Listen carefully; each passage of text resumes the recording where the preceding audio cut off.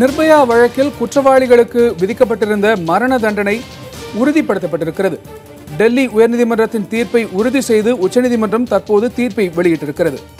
தெற்கு டெல்லியில் கடந்த 2012ஆம் ஆண்டு டிசம்பர் 16ஆம் தேதி ஓடும் பேருந்தில் 23 வயது இளம்பெண் பாலியல் வன்கொடுமை செய்யப்பட்டு கொல்லப்பட்ட சம்பவம் நாடு முழுவதும் அதிர்வலைகளை ஏற்படுத்தியிருந்தது. அதனைத் தொடர்ந்து பெண்களின் பாதுகாப்பு குறித்து பல்வேறு விவாதங்கள், பல்வேறு நடவடிக்கைகள் தேசம் முழுவதும் அதிகரிக்க தொடங்கின. அதனைத் தொடர்ந்து இந்த வழக்கு நாடு முழுவதும் உற்று நோக்கப்படும் வழக்காக இருந்தது. டெல்லி உயர்நீதிமன்றம் குற்றம் சாட்டப்பட்ட கைது செய்யப்பட்டிருந்தவர்களுக்கு மரண தண்டனை விதித்திருந்தது. அந்த மரண தண்டனை எதிர்த்து குற்றம் சாட்டப்பட்டவர்கள் உச்சநீதிமன்றத்தில் மேல்முறையீடு செய்திருந்தார்கள். அந்த மேல்முறையீட்டில் தற்போது மரண தண்டனை குற்றவாளிகளுக்கு உறுதிப்படுத்தப்பட்டிருக்கிறது. இந்த தீர்ப்பை உச்சநீதிமன்றம் தற்போது வெளியிட்டிருக்கிறது. அண்மை செய்தியை பார்த்துக் கொண்டிருக்கிறோம். நிர்பயா வழக்கில் குற்றவாளிகளுக்கு விதிக்கப்பட்ட தூக்கு தண்டனை உறுதி செய்யப்பட்டிருக்கிறது. டெல்லி உயர்நீதிமன்றத்தின் தீர்ப்பை உறுதி செய்திருக்கிறது உச்சநீதிமன்றம். குற்றவாளிகள் 4 பேருக்கும் மரண தண்டனையை உறுதி செய்திருக்கிறது உச்சநீதிமன்றம். தெற்கு டெல்லியில் 2012ஆம் ஆண்டு டிசம்பர் 16ஆம் தேதி ஓடும் பேருந்தில் 23 வயது இளம்பெண் பாலியல் வன்கொடுமை செய்யப்பட்டு கொல்லப்பட்ட சம்பவம் நாடு முழுவதும் அதிர்வலைகளை ஏற்படுத்தியது நமக்கு நினைவிருக்கலாம். பெண்களின் பாதுகாப்பை கேள்விக்குறியாக்கிய இந்த சம்பவத்தில் ஈடுபட்ட முகேஷ், பவன், வினய் சர்மா மற்றும் அக்ஷய் குமார் சிங் ஆகியோருக்கு டெல்லி நீதிமன்றம் ஏற்கனவே மரண தண்டனை விதித்திருந்தது. அதனை எதிர்த்து குற்றவாளிகள் தரப்பில் உச்சநீதிமன்றத்தில் மேல்முறையீடு செய்யப்பட்டிருந்தது. அதனை விசாரித்து வந்த உச்சநீதிமன்றம் தற்போது குற்றவாளிகள் 4 பேருக்கும் மரண தண்டனையை உறுதி செய்திருக்கிறது.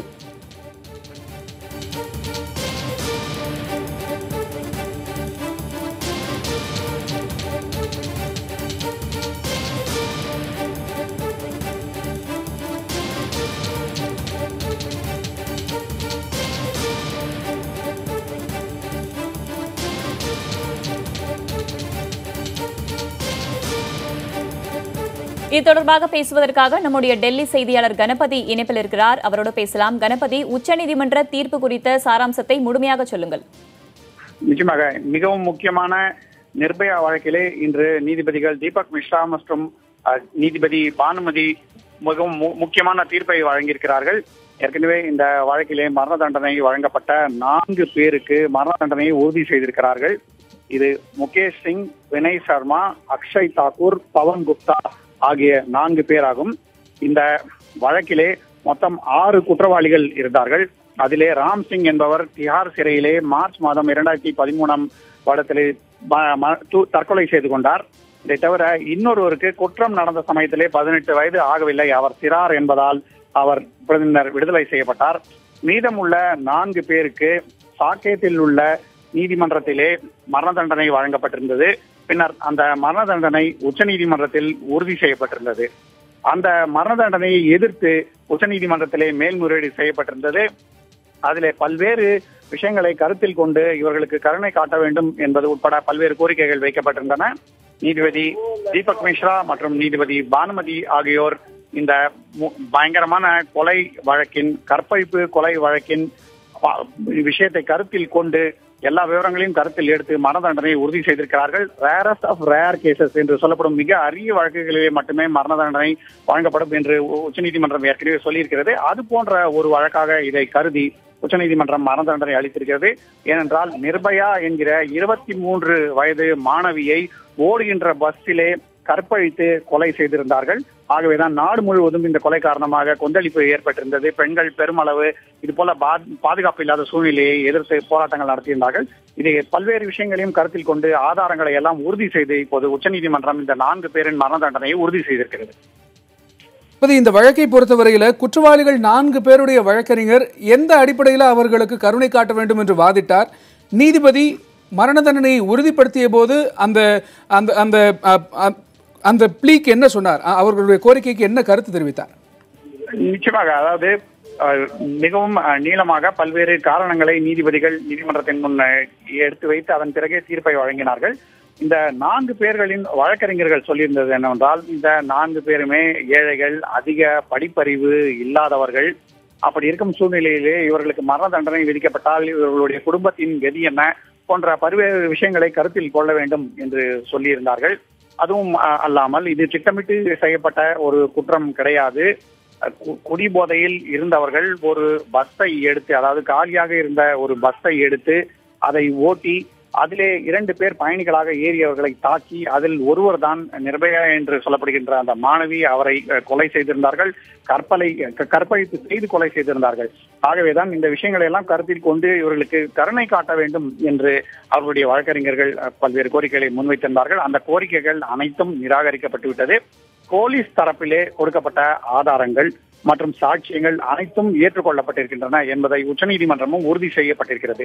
ஆகவே ஒரு பக்கம் ஆதாரங்கள் உறுதி செய்யப்பட்டிருக்கின்றன, சாட்சியங்கள் உறுதி செய்யப்பட்டிருக்கின்றன. இன்னொரு பக்கம் இவர்களுக்கு கருணை காட்டுவதற்காக கொடுக்கப்பட்ட கோரிக்கைகளை ஏற்க தேவையில்லை என்று உச்சநீதிமன்றம் புறக்கணித்து விட்டது. ஆகவேதான் இவர்களுடைய மரண தண்டனை உறுதி செய்திருக்கிறது. கணேஷ், நிர்பயா வழக்கில் குற்றவாளிகளுக்கு விதிக்கப்பட்ட தூக்கு தண்டனை தற்போது உறுதி செய்யப்பட்டிருக்கிறது. இது தொடர்பான விவரங்களை நமது செய்தியாளர் கணபதியிடம் கேட்டு பெற்றுக் கொண்டிருக்கிறோம். கணபதி, இந்த வழக்கு கடந்து வந்த பாதையை சற்று விரிவாக சொல்லுங்கள். நிச்சயமாக 2012ஆம் வருடத்திலே டிசம்பர் மாதம் 16ஆம் தேதி ஓடுகிற பஸ்ஸிலே நிர்பயா என்ற புனைப்பெயரில் சொல்லப்படும் மாணவி 21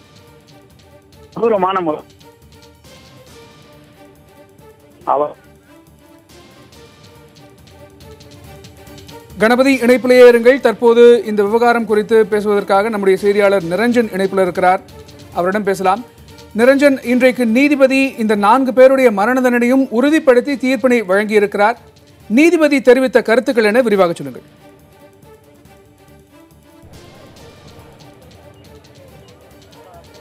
கணேஷ், இந்த வழக்கினை பொறுத்தவரை கிட்டத்தட்ட 15 நிமிடங்களுக்கு மேலாக இந்த தீர்ப்பின் சாராம்சங்களானது விவரிக்கப்பட்டிருக்கின்றது, வாசிக்கப்பட்டிருக்கின்றது. ஏற்கனவே இந்த வழக்கின் தீர்ப்பினை சொல்ல ஆரம்பித்த பொழுதே நான் இந்த தீர்ப்பில் இருக்கக்கூடிய மிக முக்கியமான சாராம்சங்களை மட்டும்தான் தற்பொழுது உங்களிடம் தெரிவிக்கப் போகிறேன் என்று கூறிவிட்டு தான் இந்த தீர்ப்பினை சொல்ல ஆரம்பித்தார்.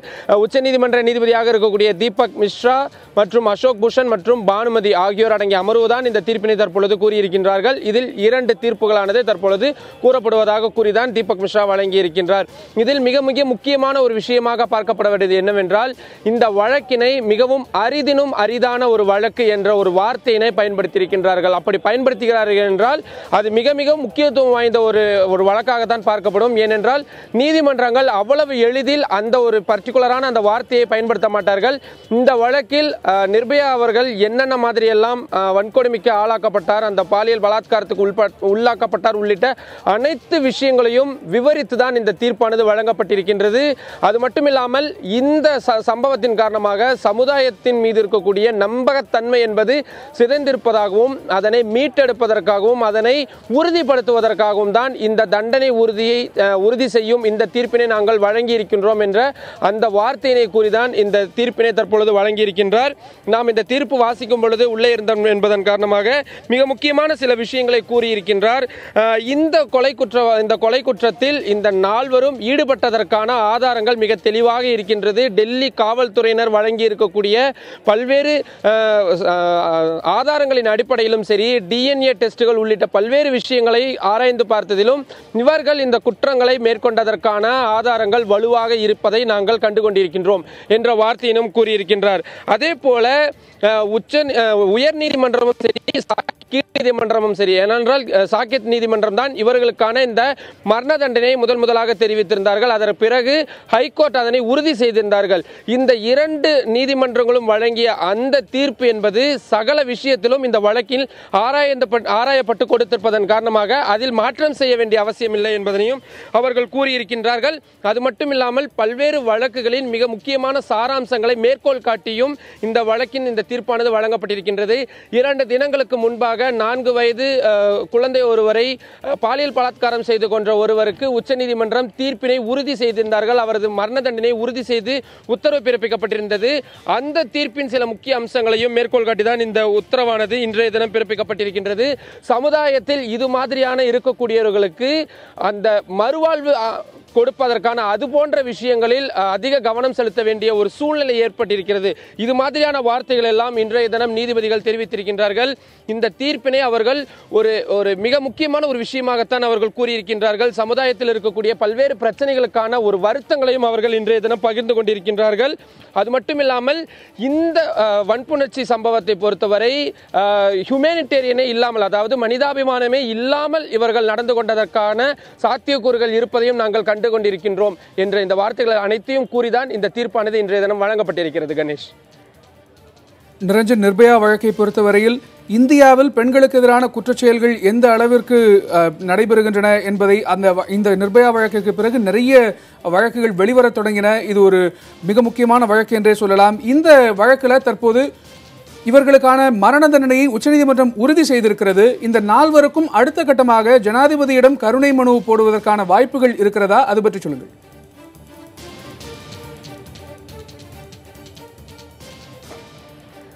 கணேஷ், இந்த விவகாரத்தை பொறுத்தவரை இந்த குற்றவாளிகளாக இருக்கக்கூடிய வினய் சர்மா உள்ளிட்ட இந்த 4 பேர் தரப்பு வழக்கறிஞர்கள், குறிப்பாக இதில் நிறைய பொதுநல வழக்குகளை தொடுத்து வரக்கூடிய எம்எல் சர்மா அவர்கள் தான் இந்த குற்றவாளிகளுக்கு சாதகமாக ஆஜராகி வருகின்றார். அவர் நிறைய தருணங்களில் அவரிடம் தனிப்பட்ட முறையில் பேசிய பொழுதும் பேட்டி கண்ட பொழுதும் இவர்கள் நால்வரும் இது மாதிரியான ஒரு குற்றச்செயல்களில் ஈடுபட்டதற்கான சாத்தியமே இல்லை, இவர்கள் அனைவரும் இவர்களை வேண்டுமென்றே இந்த வழக்கில் இணைத்திருக்கின்றார்கள், இவர்களை வேறு வேறு இடங்களிலிருந்து அரசு செய்திருக்கின்றார்கள், இது மாதிரியான கருத்துக்களை அவர் தொடர்ந்து கூறி வந்தார். ஆனால் இன்றைய தினம் உச்சநீதிமன்றம் ஆணித்தரமாக அனைத்து ஆதாரங்களும் ஆராயப்பட்ட பின்னர் தான் இந்த தீர்ப்புகள் வழங்கப்பட்டிருக்கிறது என்ற ஒரு விஷயத்தை உறுதிபட தெரிவித்திருக்கின்றார்கள். எனவே இனிமேல் அந்த சாட்சியங்கள் மற்றும் ஆதாரங்களின் அடிப்படையில் எந்தவிதமான விஷயங்களும் மேற்கொள்ள முடியாது. நீங்கள் கேட்டது போல இவர்களுக்கு இருக்கக்கூடிய மேற்கோள் வாய்ப்புகள் என்னவென்றால், இவர்கள் கருணை மனுக்களை குடியரசுத் தலைவருக்கு அனுப்பி வைக்கலாம், இல்லை என்றால் உச்சநீதிமன்றத்திலேயே இந்த தீர்ப்பினை மாற்றி அமைக்க கோரி சீராய்வு மனுக்களை தாக்கல் செய்வதற்கான வாய்ப்புகளும் இருக்கிறது. அதற்கு பிறகும் அந்த சீராய்வு மனுக்களிலும் கூட இவர்களது கோரிக்கை ஏற்றுக்கொள்ளப்படவில்லை என்றால் உடனடியாக இவர்கள் மறுசீராய, அதாவது கியூரிட்டி என்று சொல்வார்கள், அரசியல் சாசன அமர்வில் இல்லாமல் இருந்தாலும் கூட உச்சநீதிமன்றம் வழங்கிய ஒரு தீர்ப்பில் இந்த கியூரிட்டி என்ற ஒரு ஆப்ஷன் ஆனது, மறுசீராய்வு என்ற ஒரு ஆப்ஷன் ஆனது இந்த நடைமுறையில் உருவாக்கி தரப்பட்டிருக்கின்றது. அந்த விஷயத்தினையும் இவர்கள் பயன்படுத்தலாம். ஆனால் உச்சநீதிமன்றத்தில் இனிமேற்கொண்டு இந்த வழக்கில் பின்வாங்குவது என்பது சற்று கடினமான ஒரு விஷயமாகத்தான் பார்க்கப்படுகிறது. கணேஷ்.